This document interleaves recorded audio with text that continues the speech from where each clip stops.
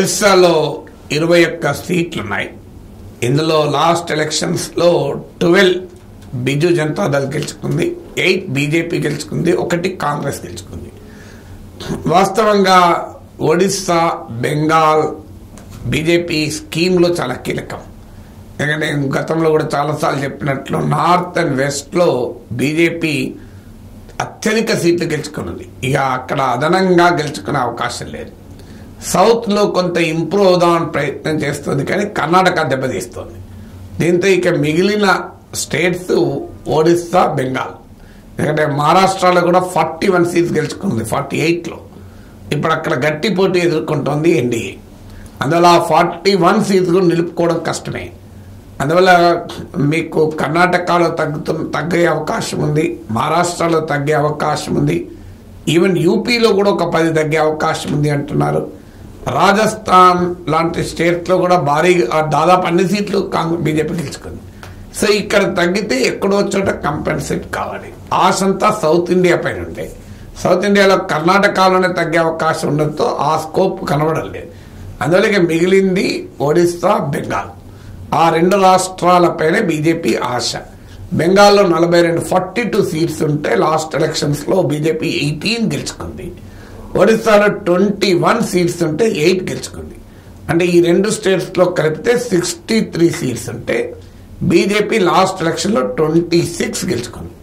అందువల్ల ఇక్కడ potential BJP కనబడుతోంది. ఒడిశాలో ప్రధానంగా Naveen Patnaik image versus Modi image మధ్య ఫైట్ నడుస్తుంది.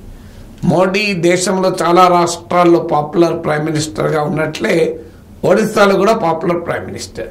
వాస్తవంగా ఇప్పటి వరకు బీజేపీ స్ట్రాటజీ ఏముండే అంటే నవీన్ పట్నాయక్ 77 ఇయర్స్, ఆయన వారసుడు లేడు, ఆయన బ్రహ్మచారి.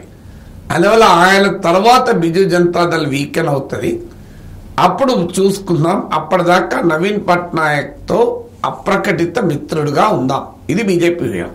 అందుకే ఈ 10 ఏళ్లలో బిజు జనతాదళ్ బీజేపీల మధ్య కేంద్రంలో మంచి సహకారం ఉండే. ఈ సహకారం ఒక దశకు చేరుకొని ఇటీవల అసలు ఒరిస్సాలో పొత్తు పెట్టుకుంటే సరిపోతుంది కదా అని బీజేపీ, బిజు జనతాదళ్ చర్చలు కూడా జరిపాయి.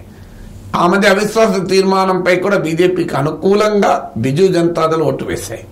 బిజు జనతాదళ్, వైఎస్ఆర్ కాంగ్రెస్ మొదటి నుంచి కూడా నాన్ కాంగ్రెస్, నాన్ బీజేపీగా ఉండేవి.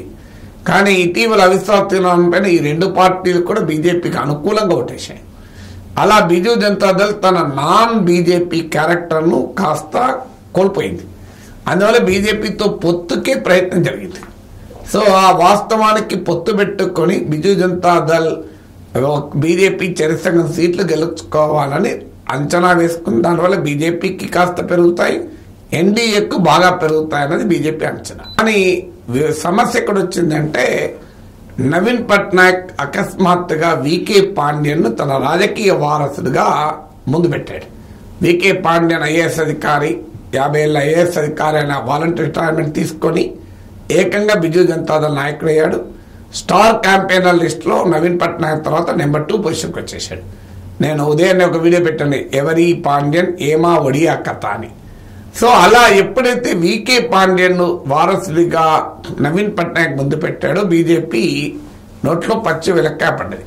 బీజేపీ ఎత్తుగడ ఏముండే అంటే నవీన్ పట్నాయక్ 77 ఇయర్స్, ఆయనతో 10 ఏళ్ళు మైత్రి నడిచింది, అప్రకటిత అన్డిక్లేర్డ్ ఫ్రెండ్షిప్. ఇప్పుడు ఏకంగా పొత్తు పెట్టుకొని ఇక నెక్స్ట్ స్టేజ్కి వచ్చాక నవీన్ పట్నాయక్ పని అయిపోతుంది, ఆ ప్లేస్ తాము ఆక్రమించుకోవచ్చు అనేది బీజేపీ అంచనా. ఈ అంచనా ఎప్పుడైతే పాండ్యన్ రంగంలోకి దిగాడో పక్కకు పోయింది. దాంతో బీజేపీ, బీజేడీ పొత్తు కుదరలేదు. ఇక మోడీగా నవీన్ పట్నాయక్ పెద్ద అవినీతి పరుడు అంటూ మళ్ళీ మొదలు పెట్టారు. సో ఇప్పుడు ఆడ ఫైట్ ఏంటంటే మోడీ ఇమేజ్ వర్సెస్ ప్రాంతీయ నేత నవీన్ పట్నాయక్ ఇమేజ్ల మధ్య పోటీ. రెండవది, ఎప్పుడైతే పాండ్యన్ ముందుకు వచ్చాడో ఒడియా ఐడెంటిటీని బీజేపీ ముందుకు తీసుకొచ్చింది. బెంగాల్లో మోడీని ఎదుర్కోవటానికి మమతా బెంగాలీ అస్తిత్వం, బెంగాలీ అస్మితను రంగంలోకి దించితే, ఒరిస్సాలో నవీన్ పట్నాయక్ ప్రాంతీయ పార్టీని ఓడించడానికి జాతీయ పార్టీ బీజేపీ ఒడియా అస్మిత ఇచ్చింది. Thanks to Pandian entry. Pandian entry వల్ల అవకాశం వచ్చింది. నార్మల్గా జాతీయ పార్టీకి అవకాశం ఉండదు. ఈ ప్రాంతీయ అస్తిత్వం అనే దాన్ని ప్రాంతీయ పార్టీలు సమర్థవంతంగా ముందు పెడతాయి. తమిళనాడులో తమిళ ఐడెంటిటీ, ఒక్క గుజరాత్లో మాత్రమే బీజేపీ గుజరాతీ అస్మిత అని ముందు పెట్టించారు. మహారాష్ట్రలో శివసేన మరాఠీ అస్మిత. సో అలా మా ఒరిస్సాలో కూడా నవీన్ పట్నాయక్ బిజు జనతాదళకు రావాల్సిన అడ్వాంటేజ్ని కాస్త పాండ్యన్ ఎంట్రీతో బీజేపీ తీసుకుంది. దానివల్ల ఇప్పుడు ఒడియా ఐడెంటిటీని బీజేపీ రిప్రజెంట్ చేస్తుందా, బిజు జనతాదళ్ రిప్రజెంట్ చేస్తుందా చూడాలి. ఇది రెండవది. మూడో ఫ్యాక్టర్ ఏంటంటే ఒడిస్సా నవీన్ పట్నాయక్ పాలనలో నాశనమైంది.